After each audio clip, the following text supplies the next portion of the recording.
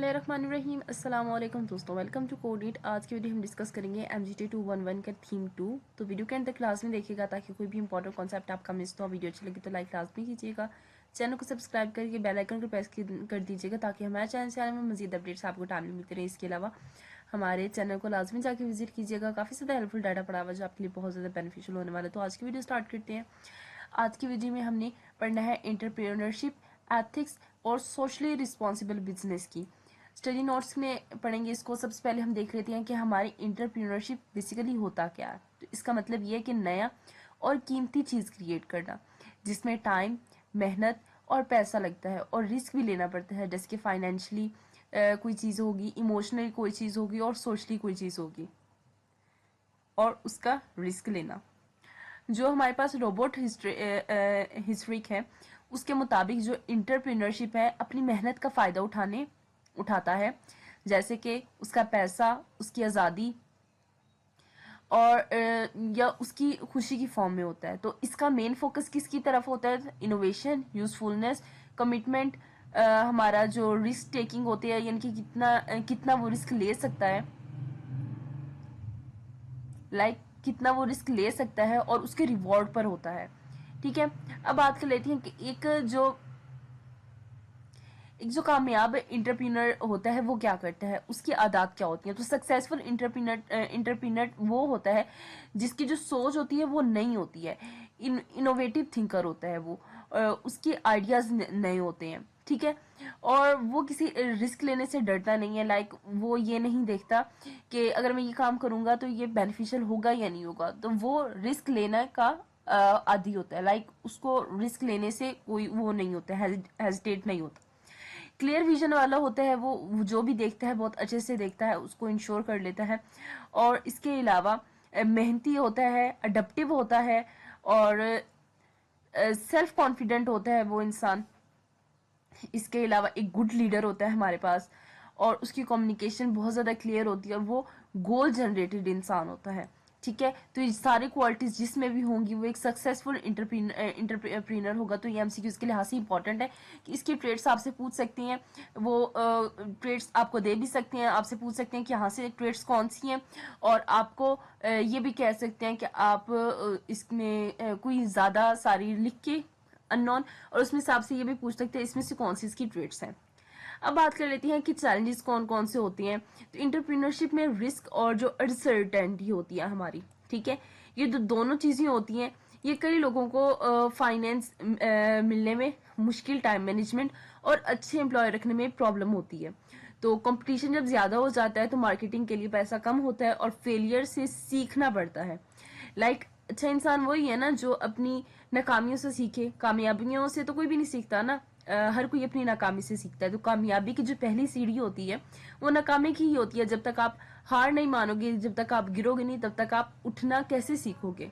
ठीक है, तो जब आप अपनी नाकामियों से सीखते हो तो आप बहुत अच्छे इंसान बनते हो, अपनी लाइफ में बहुत कुछ कर सकते हो। आगे इंटरप्रीनर की टाइप्स देख लेते हो। सबसे पहले हमारे पास है इनोवेटिव इंटरप्रीनर। तो ये लोग नए आइडिया से टेक्नोलॉजी मार्केटिंग में लेके आते हैं। फॉर एग्जाम्पल, जो हमारे पास इलॉन मस्क है, उसने टेस्ला, स्पेस जेएक्स जैसी न्यू आइडियाज लेकर आए थे। इमिटेटिव इंटरप्रीनर क्या होती हैं? ये पुराने बिजनेस मॉडल्स को बेहतर बनाकर चलते हैं। फॉर एग्जाम्पल, जो लोकल फूड एप्स हैं जो फूड पांडा के जैसे आइडिया कॉपी करके अपनी सर्विसेज स्टार्ट करती हैं। आगे बात करते हैं सीरियल इंटरप्रीनर। तो ये बार बार नए बिजनेस स्टार्ट करते हैं। फॉर एग्जाम्पल, जो एलियन मस्क है उसने पेपाल के बाद जो टेस्ला है और जो स्पेस एक्स है वो बनाई थी। सोशल इंटरप्रीनर क्या होता है हमारे पास? ये सोसाइटी के प्रॉब्लम्स और इसके अलावा उनको सॉल्व करता है और इसके अलावा कई काम इससे लिए जाते हैं। फॉर एग्जाम्पल, जो ईदी फाउंडेशन है उसमें लोगों की मदद करता है। और इसके अलावा हमारे पास जो ईदी फाउंडेशन है वो लोगों की मदद करने के लिए काम करती है। अब बात कर लेते हैं लाइफस्टाइल इंटरप्रीनर।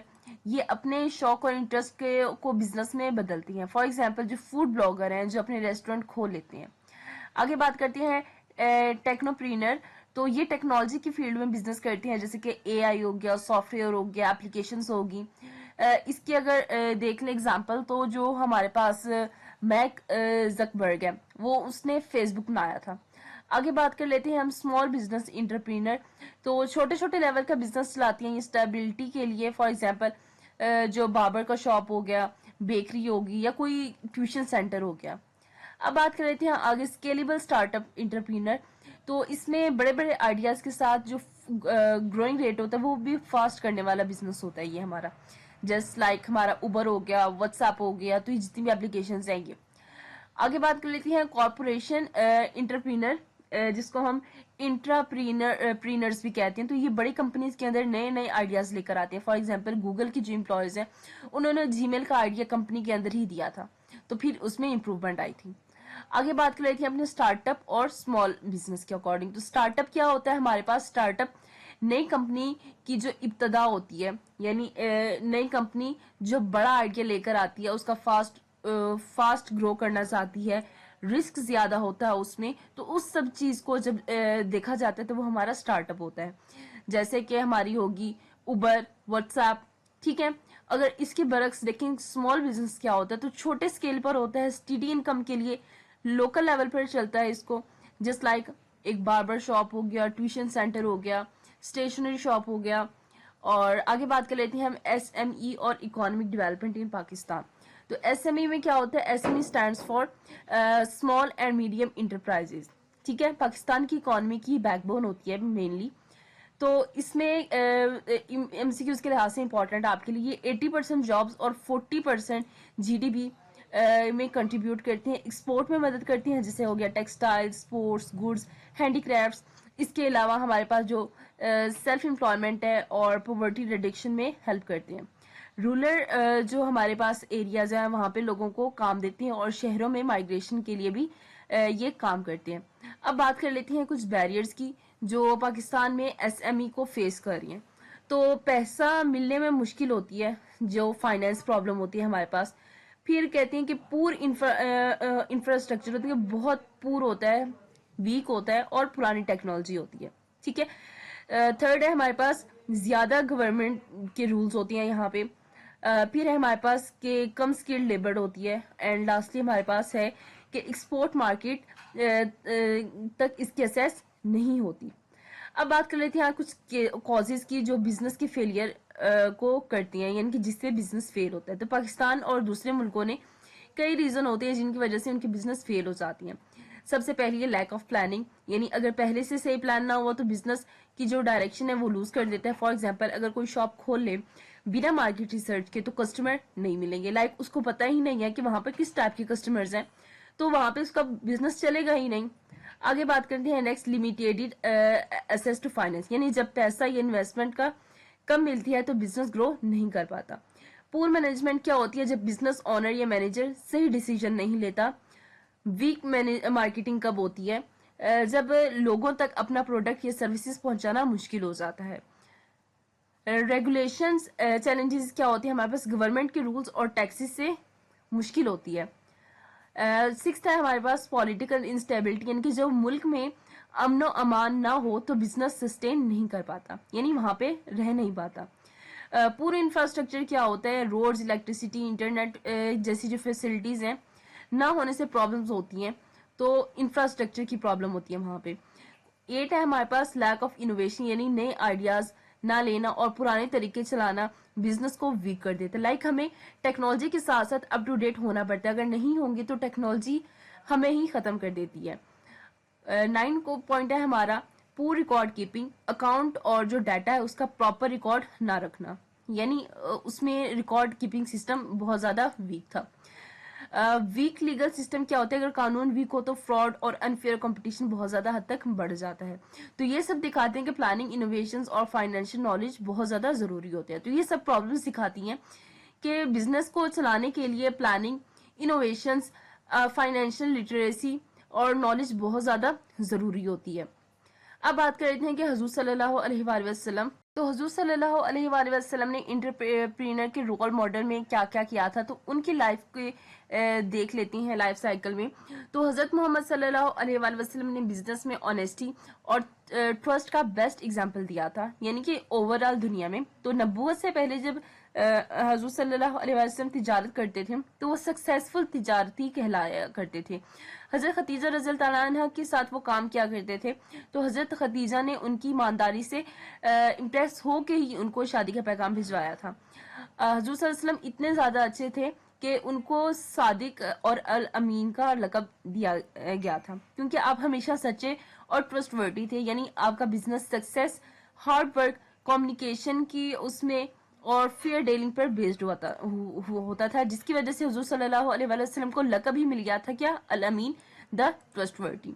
तो उनकी लाइफ हमें सिखाती है कि सक्सेस एथिक्स और मेहनत से मिलती है। लाइक अगर हमें बोलने की तमीज़ होगी, जो भी इनकी एक इंटरप्रीनरशिप की करैक्टरिस्टिक्स है, उनकी जो ट्रेड्स हैं, अगर वो चीज़ें हमें होंगी तभी जाके हम सक्सेसफुल होंगे अपनी लाइफ में। बिजनेस एथिक्स और सोशल रिस्पॉन्सिबिलिटीज। बिजनेस एथिक्स का मतलब ये होता है कि बिजनेस में सही और ईमानदारी से काम करना चाहिए। ये बताता है कि हर फैसला इंसाफ, सच्चाई और सोसाइटी के फायदे के लिए होना चाहिए। इसमें कुछ चीजें कवर होती हैं। तो सबसे पहले है हमारे पास एडवर्टाइजिंग, यानी एडवर्टाइजिंग, जब हम किसी चीज को एडवर्टाइज कर रहे होते हैं तो उसमें सच बोलना, यानी कि उसमें किसी किस्म का रद्द-बदल ना करना। सेकंड है एम्प्लॉय का रिलेशन, यानी एम्प्लॉयज के साथ इंसाफ रखना। थर्डली हमारे पास है इन्वायरमेंटल रिस्पॉन्सिबिलिटीज, इन्वायरमेंट का ख्याल रखना। फॉर एग्जाम्पल, आगे एग्जाम्पल को देख लेते हैं। तो अगर एक कंपनी अपना प्रोडक्ट जेन्युइन दिखाती है और पॉल्यूशन कंट्रोल करती है तो ये एथिकल बिजनेस है, ठीक है। यानी एडवर्टाइज करती है वो किसी और चीज की और बताती कुछ और है, लाइक कुछ झूठ बोलती है, तो उस तरह की चीज एक बिजनेस में बहुत ज्यादा बुरी समझी जाती है, तो उस चीज को बचना चाहिए इस चीज से। तो बिजनेस एथिक्स और सोशल रिस्पॉन्सिबिलिटीज यही यानी होती हैं, ठीक है। अब आगे इसके कुछ कोर प्रिंसिपल्स हैं बिजनेस एथिक्स की, तो वो देख लेते हैं। तो बिजनेस एथिक्स का मतलब ये होता है कि बिजनेस में सही और ईमानदारी से काम करना चाहिए। इसमें जो वैल्यूज हैं उसको थोड़ा डिटेली पढ़ लेते हैं। तो ऑनेस्टी क्या होता है, मीन्स झूठ ना बोलना। इंटीग्रिटी क्या होता है, मुश्किल वक्त में भी सही फैसला लेना, लाइक इस तरह की कैपेबिलिटी आप में होनी चाहिए। फेयरनेस क्या होता है कि सबके साथ इंसाफ करना, कि किसी के साथ भी अनफेयर ना हो आपके फैसले के अकॉर्डिंग। अकाउंटेबिलिटी क्या होती है, अपने एक्शंस की जिम्मेदारी लेना। रिस्पेक्ट क्या होती है, हर शख्स का एहतराम करना, चाहे वो बड़ा है चाहे वो छोटा है, वो आपका एम्प्लॉय है, वो आपका बॉस है, आपको उसको रिस्पेक्ट करनी ही करनी है जब वो आपके बिजनेस में है। ट्रांसपेरेंसी क्या होती है, क्लियर कम्युनिकेशन, यानी जब आप बात करो क्लियर कट बात करो। लॉयल्टी, कंपनी और क्लाइंट्स के साथ वफादारी, यानी जब तक आप लॉयल नहीं होंगे तब तक आपका काम करने का कोई फायदा नहीं है।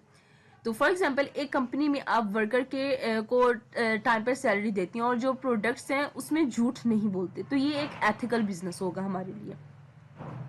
अब बात कर लेते हैं कि हुजूर सल्लल्लाहु अलैहि वसल्लम ने बिजनेस के अकॉर्डिंग क्या क्या चीजें बोली थी, उनका क्या क्या फरमान थे। तो हजरत मोहम्मद सल्लल्लाहु अलैहि वसल्लम ने तिजारत में ईमानदारी और इंसाफ पर बहुत ज्यादा जोर दिया। क्या था, सबसे पहले है उनकी हदीस, सच्चे और जो ईमानदार लोग हैं ताजर हजूर सल्लल्लाहु अलैहि वसल्लम और शुहदा के साथ होंगे। ये तिरमिज़ी की हदीस है। जो माल इकट्ठा करके लोगों से छुपाते हैं वो गुनहगार हैं। ये सही मुस्लिम की हदीस है। थर्ड है हमारे पास, जो धोखा देते हैं वो हम में से नहीं। ये सही मुस्लिम की हदीस है। मजदूर की मेहनत की उज्जत उसके पैसे पसीने के सूखने से पहले ही उसको दे दो। तो ये सुनने अपने माजा की हदीस है। तो बेसिकली ये वाली जो टीचिंग्स है हमें बताती हैं हमारी एथिक्स, बिजनेस को हम कैसे सक्सेस बनाएंगे और एक हाथ से दूसरे हाथ में सक्सेस हमारी कैसे जाएगी। तो इंटरप्रीनर जो इनोवेशन है और जो इकोनॉमी के लिए बहुत ज़्यादा ज़रूरी है, लेकिन चैलेंजेस भी होती हैं इसमें बहुत ज़्यादा। तो हज़रत मोहम्मद सल्लल्लाहु अलैहि वसल्लम की लाइफ हमें सिखाती है कि बिजनेस में ईमानदारी और इंटीग्रिटी सबसे ज़्यादा इंपॉर्टेंट होती है। तो अगर पाकिस्तान एथिकल बिजनेस और इंटरप्रीनरशिप को प्रमोट करे तो वो बहुत ज़्यादा स्ट्रॉन्ग और सस्टेनेबल इकोनॉमी बन सकता है। ठीक है, तो आई होप सो आप लोगों को क्लियर हो गया होगा। नेक्स्ट थीम इंशाल्लाह नेक्स्ट वीडियो में कवर करेंगे। आज के लिए बस इतना ही। आपका कोई क्वेश्चन कोई क्यूरी हो तो आप लोगों ने लाजिम पूछना है। इसके अलावा कोई आप लोगों का क्वेश्चन हो तो आपने कमेंट बॉक्स में पूछना है। कोई चीज़ समझ नहीं आया तो आप लोगों ने वो भी पूछनी है। वीडियो अच्छी लगी तो लाइक लाजमी कीजिएगा, चैनल को सब्सक्राइब कीजिएगा, बेल आइकन को प्रेस कीजिएगा ताकि हमारे चैनल से मजीद अपडेट्स भी आपको टाइमली मिलती रहे। मिलेंगे नेक्स्ट वीडियो में, तब तक के लिए अल्लाह हाफिज।